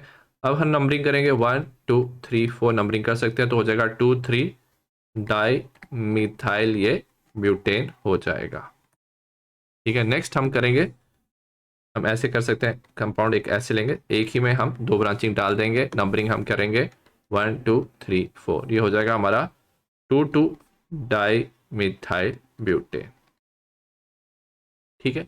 तो जैसे जैसे ब्रांचिंग ज्यादा हो रही है तो बॉइलिंग पॉइंट क्या हो रहा है, कम हो रहा है, ठीक है। तो अगर हम इसे अरेंज करेंगे, इसको नंबरिंग कर लेते हैं, ये 1 हो जाएगा, ये 2 हो जाएगा, ये सपोज 3 है, ये 4 है, तो 5 है। अगर 5 वाले को देखो, ये सबसे ज्यादा ब्रांचिंग है, तो बॉइलिंग पॉइंट सबसे कम होगा, देन 4 का। थर्ड और सेकंड का ऑलमोस्ट सेम है, बट अगर एक्सपेरिमेंट के हिसाब से देखा जाए तो पहले 2 आता है, फिर 3 आता है, और सबसे ज्यादा बॉइलिंग पॉइंट होगा हेक्सेन का, क्योंकि ये स्ट्रेट चेन है, सरफेस एरिया ज्यादा है, तो इसका मैक्सिमम बॉइलिंग पॉइंट है।